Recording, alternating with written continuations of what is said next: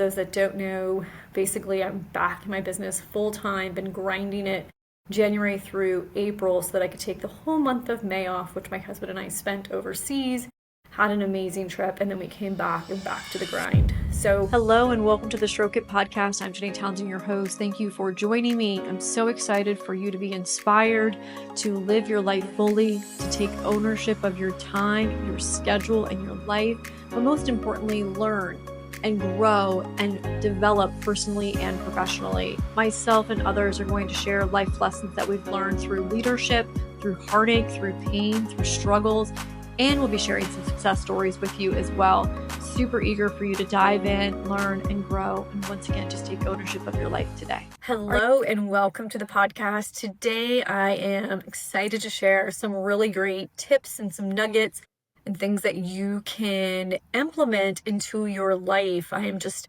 finishing day one of the conference with the Inner Circle. And if you listen to some of my past podcasts, you may know that I have several coaches and mentors. Stephanie Overturf, who is one of my coaches, her episode was recently launched. And I met Stephanie probably 15 years ago when I was working in the nonprofit sector. And she was just starting to get her carpet business off the ground and recently sold it. Her and her husband are now full-time coaches, full-time parents, traveling the globe, and I am now part of the Inner Circle. If you haven't heard about Howard Partridge, I definitely encourage you to look him up. He's got a fantastic community. His whole philosophy and approach is building your businesses to sell, but not to sell it, creating turnkey, hiring the right people, getting the systems in place, and making sure you have a great understanding and really just a life that encourages others, but has work-life balance as well.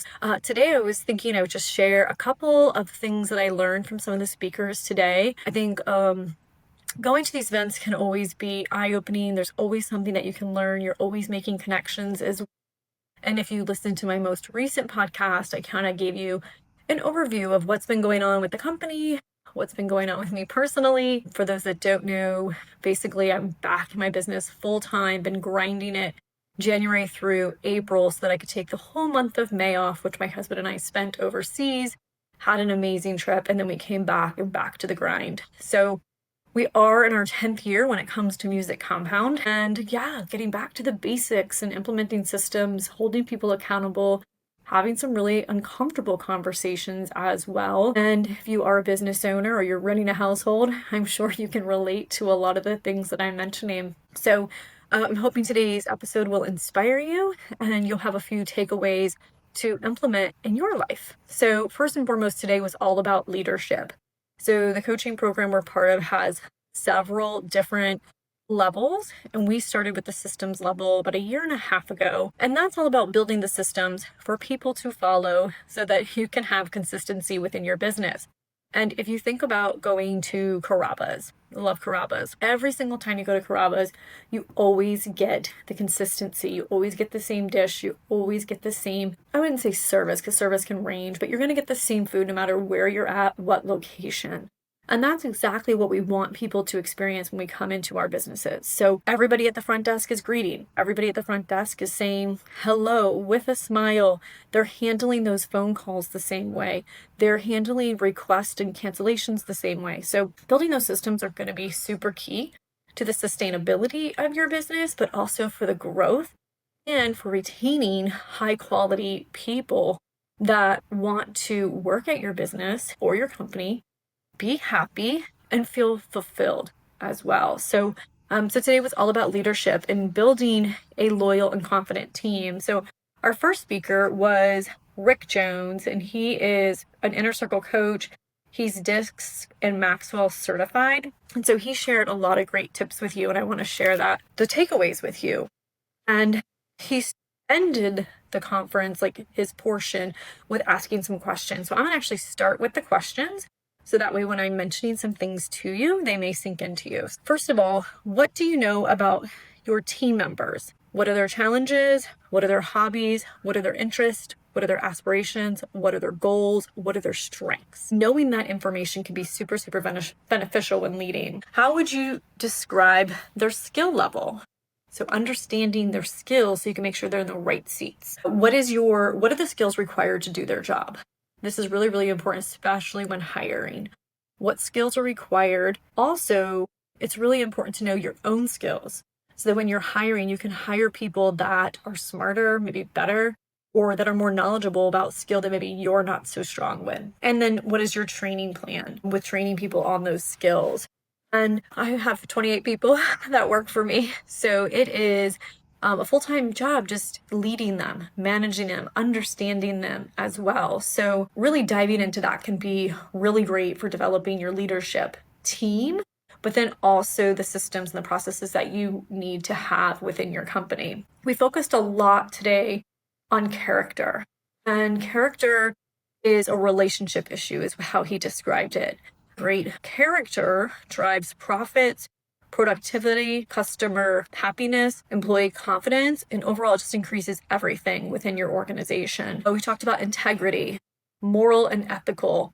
Having good integrity builds truthfully and honesty. It builds loyalty with your customers and your team members. It also creates trust. We also talked about values, the standards and the principles of respect. Values determine behavior. Behavior determines reputation, and your business is built on your reputation. Reputation is so huge. We talk a lot about this within our organization as well. We have a lot of high achieving team members. We have some that are there to get their paycheck. And then we have some that have been with us for a very, very long time. So understanding what those values are when you're hiring can be key to the success as well. And I don't know who said this, if this was someone at the conference or a couple days ago, but it's really hard to build your reputation back up. And you want to have a good reputation within the organization and outside of the organization. So think about that, how you're perceived, how you perceive yourself. And we also talked about trust, how that builds followers and it bonds leaders together. We also talk about how trust is earned. So that's another important fact. He talked about learn to lead, not to drive. So building the teams, building it with people, and making sure that you're not doing all of the tasks. You do not want to be in the driver's seat at all times. You are not going to be an efficient leader if you are. Are you looking to enhance your relationship with yourself? If so, get the Stroke It Guide. My book is available on Amazon and on my website. Not only is my book going to help you with your personal journey with yourself, but it's also going to help you with the relationships of other stakeholders in your life. For instance, your spouse or partner, your employer, your employees, your friends, or your family members. And of course, because the title, there is a chapter for your pleasure, which is the last one, in the bedroom. The book offers lots of great tools and resources. There's a lot of great downloads, and it features many of my podcast guests, and they have thousands of downloads and resources that are worth a lot of money. So you're going to want to get my book today. You can buy that on Amazon or on my website, and you can change and take ownership of your life today with one simple click. We talked a lot about the style of a winning leader. We talked about communication strategies. Some of this actually goes right into my philosophy as far as the Stroke It Guide is concerned. So we want to make sure we're showing our employees some appreciation. So making sure that we tell them when they're doing a good job, when they do it, acknowledging their hard work, acknowledging when they stepped up. And it can be really hard to remember to do that in the moment because you're all cylinders, you're moving really fast, and you may not always be there all the time as the leader to say, hey, that was a great job. So if I'm not there on certain days, I'm not going to see the employees wowing or how they saved a customer, a conversation they had with a client that went really well. So having your leadership team all on the same page and making sure they're acknowledging will also go a long way. At the end of the day, a lot of them come to me and they're like, I just want to know that what you think. It's important as a leader if they want to know that I'm proud of them, but I also want them to feel a sense of accomplishment too when the other leadership team members acknowledge. So we actually do once a week Wow Wednesday, and that's where we pick someone and we acknowledge them on Slack. They get a gift certificate to Wow Wow Lemonade, and they get that praise as well because it's important. And then everybody will comment in the Slack channel. They'll give hearts, they'll give a little emojis, and it's just a great way to boost that morale every single week. So yeah, we talked about that as well. We also talked about 5 questions to ask when sizing up potential leaders. I'm going to go ahead and give you those questions, Do they have growth potential? Do they have ability to produce? Do they add value to the team? Do they positively influence other people? Are they coachable? And do they help develop others? Those are super key when we're talking about leadership. As the owner, I want to develop key leaders within my organization, especially if I'm going to be working on the business and not so much in the business. If I'm working on the business, I may only be there Mondays and Wednesdays. I may not be there Tuesdays and Thursdays. So I'm going to really be counting on my leadership team to be developing, to encouraging, and also a lot of that's going to come back to that accountability too. Yeah, lots of talk about character, and I'm sure we're going to dive into more of that tomorrow. Obviously, there's a couple things when it comes to bottom line, but how you grow your people and how you grow yourself is literally going to grow the entire organization. We also talked a lot about education when it comes to the growth mindset. Like, how are you continuing to grow as a leader? How are your people continuing to grow? Are they aware of it? Do they see the benefits? And then having some type of interest in their growth. So for me, I'm always thinking about opportunities and ways to grow the organization so I can grow their hours, I can grow their income. I'm reading books, I'm going to conferences. Sometimes they're not doing any of that. And so it can be really frustrating as a leader. And so Rick and I were having some conversations about that. And I just said, how do I inspire them to want to grow and to learn? And we're working with a lot of teachers. So we're talking to our students about education and how they have to practice and how they have to continue growing. But it's really challenging when some of those teachers aren't continuing to take their own self-growth and development into their own hands. So that's definitely an area of improvement and what we're working on as well. And I struggle with that because I'm so growth-minded. And I had this mindset that everybody should want to grow. And I became so focused on it that it actually was like pushing people away. And one of them actually said, the more you push us to want to grow, the less we want to. That's really hard to hear. What was happening is my delivery, the way I was communicating it, the way I was presenting it. I'm a very direct person, and the way that I come about is very much factual. This is what we're doing. Here's the plan. Let's go. They have to take time to understand the plan, understand the why, and understand how it's going to benefit them. And so that's really, really key when talking about that growth. And Rick Jones had, encouraged me to have learning sessions with all of them. Like, get the books, buy them all the books, come to the table, read it together, tell them to read on their own, come back and talk about it. So there are a lot of different things that we can do as leaders to help our people grow. It just can be challenging at times, but I'm going to be doing a better job of that. And if you're dealing with the same, definitely reach out to me. Higher Box, a guy named Patrick, was also one of our speakers today, and he talked a lot about happiness and happiness within the workplace. And we strive to ensure that everyone's happy within our organization. I mean, that's the number one thing for me. I started my company for musicians to have a career doing what they love and getting paid to do it. And overall, I would say for the most part, we have a really happy-go-lucky team, and the culture is, I would say, good. Do believe it could be great. So talking about that happiness and how to get that all starts with the people you hire. So he actually has a quiz, a happiness quiz that people can take. And he says if they don't score 65 or 70% or higher, don't hire them. Doesn't matter their skill set, doesn't matter their connections, doesn't matter their network. If they're not a genuinely happy person, they're not going to be enthusiastic. They're not going to have a smile on their face. They're not going to be able to connect with people. At the end of the day, we all want to be surrounded by happy people. So that was really, really educational when he started talking about how companies will fail because of employees not being happy and because they're leaving. We've all heard this, that people quit the job because of the boss, not because of the job that they're doing. So he talked a lot about that. And I was just going to reference a couple of my notes regarding that happiness, also attracting the right people. So if like you're a happy person and you're very positive and you're enthusiastic, those are the type of people that you're going to attract to work within your organization. And, attracting good quality people that are connected to your mission will help your company soar. He also said, somebody said this, and I forget who he said. It might be John Maxwell, but it could be somebody else, and I apologize that I have it wrong. But there's 3 qualities that you want to have when hiring individuals. And that's, are they honest, which is a soft skill? 2, are they intelligent? And 3, are they hardworking? So if they don't have those 3 qualities, do not hire them. You can usually detect right away if someone is an unhappy person You may not need the test to do that by asking them a series of questions of what they do outside of the workplace. What do they do as far as hobbies? What's their interest?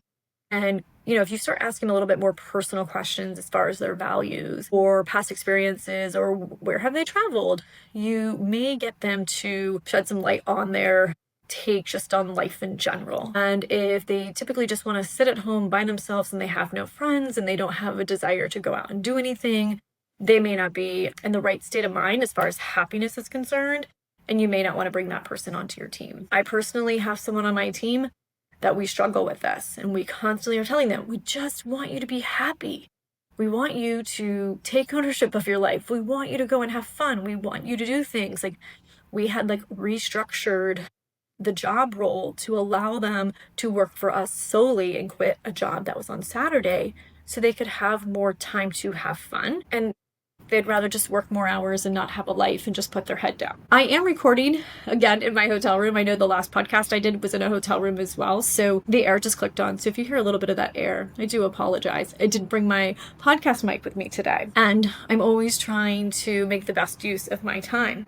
So yeah, you definitely want to hire for happiness. A guy named Jeff, who I'm so excited about, he's going to be speaking tomorrow. He was on Undercover Boss. He is oversees a company about franchises, and they have a lot of home-based franchises. And he spoke a lot today on people, math, good managers, clarity, and really understanding the potential as well. So I'm really excited to learn a lot about what he has to offer. A couple things he said that I loved was there's no outcome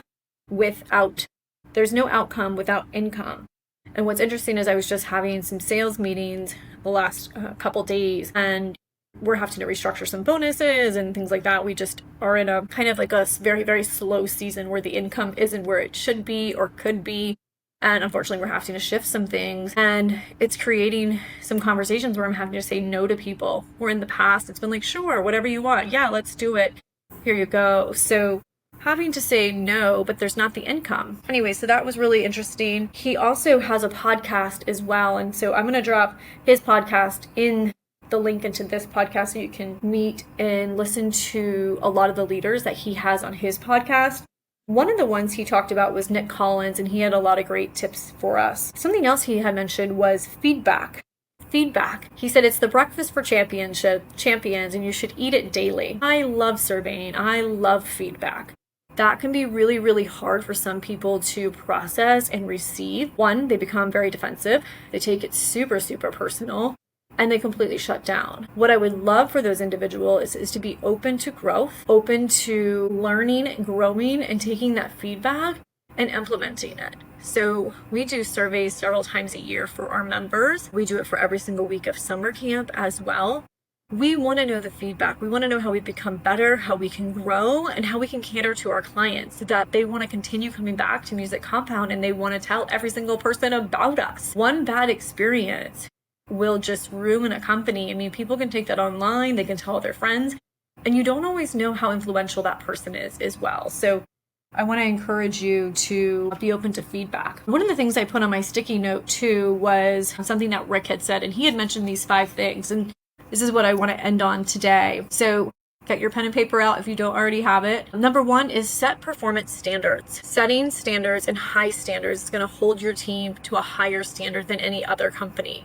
And that is going to be company-wide. Good is great's worst enemy. Once again, that's another quote that somebody else had said. Number 2, would I be loyal to me? Number 3, always assume responsibility. 4, create a climate of trust, respect, and confidence. And 5 is to guide them. So when you think of your leadership style and you're thinking about ways that you want to enhance the culture and your community, 5 things you will. A lot of times employees and team members, they just want to be heard.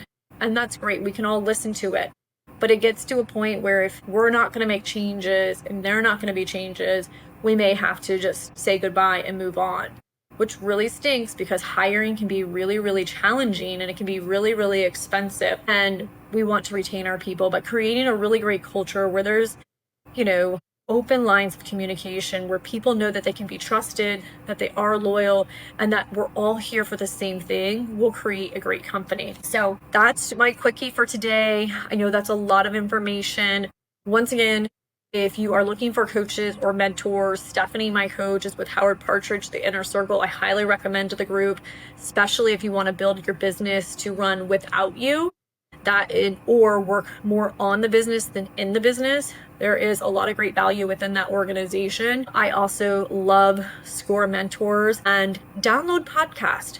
If anytime that you're in the car, one of the things that they always promote is Automobile University, and that's where you can listen to podcasts and listen to Audible books and learn on the go. Wishing you guys a great day. Thanks for tuning in, and make sure to check out next week's episode. Thank you for tuning into the Stroke It podcast. I hope you were inspired. I hope you're willing and ready to take some action. I want to encourage you to consider 5 people that could benefit from today's podcast. Super simple to share this episode. You never know who could benefit from hearing this podcast and how you could inspire them to create the change in the life that they're wanting. Cheers, and thank you so much for tuning in. Also, consider giving a